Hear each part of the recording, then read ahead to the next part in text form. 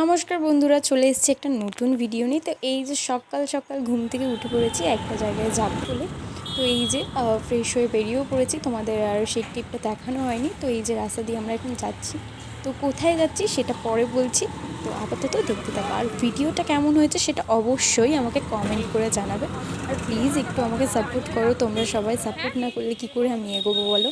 তো এই যে আমরা যাচ্ছি, এটা হয়তো দেখে কেউ মানে কিছু কিছু লোক মানুষ চিনতেও পারবে তোমরা। তো এটা হচ্ছে চুঁচুড়ায় লঞ্চঘাট যাওয়ার সময়, আর এই যে আমি আর আমার ভাই যাচ্ছিলাম। তো এই যে নৈহাটি ফেরিঘাটে আমরা চলে এসেছি, একদম সকালবেলায় বেরিয়েছিলাম। তো এই যে মা এখানে টিকিট কাটছে, তো টিকিট কাটা হয়ে যাওয়ার পরেই আমরা লঞ্চে উঠে যাব। তো ওয়েদারটা বেশ ভালোই ছিল, মেঘলা মেঘলা ওয়েদার ছিল সেদিনকে।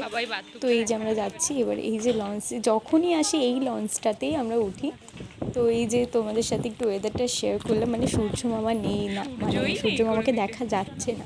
তো এই যে আমার মাকে বলছিলাম একটু ঠিক করে দাঁড়াতে, তো আমার মা কেমনভাবে দাঁড়িয়েছিল। তো এই যে জাস্ট আমরা ফ্রেশ হয়ে বেরিয়েছিলাম, তো সেটাই তোমাদের সাথে তখন শেয়ার করলাম, কারণ আগে শেয়ার করতে পারিনি।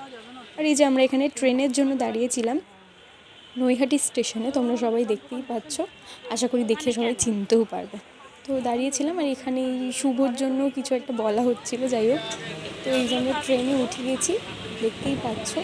আর ট্রেনে উঠে আমরা সেই কটকটি ভাজা না কি বলে, সেটাও আমরা খাচ্ছিলাম বসে বসে। তো এই যে তোমরা দেখতেই পাচ্ছ। তারপরেই আমরা চলে এসেছি আমাদের গন্তব্যস্থানে, মানে আমরা যেখানে যেতে চলেছি পালপাড়া স্টেশনে, তোমাদের দেখাচ্ছি, তোমরা দেখো। তো যাচ্ছি হচ্ছে মাসি বাড়ি, মানে আমার বড় মাসি বাড়ি যাচ্ছি।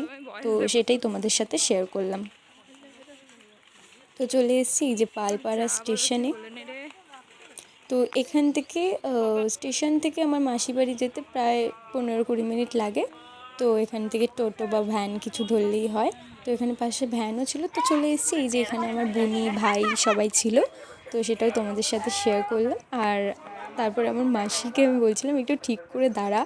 তো এই যে মাসি বাড়িতে তারপরে বসে গেছিলাম খাওয়ার পাতে। তো মেনুতে ছিল chicken biryani, sorry mutton biryani. তো এই যে স্যালাড দিল, তারপরে মাসি এই যে মাটন বিরিয়ানি দিয়ে গেল। তো অবশ্যই মাটনের পিসটা তোমাদের সাথে শেয়ার করবো, বিকজ মাটন বলে কথা, তাই না।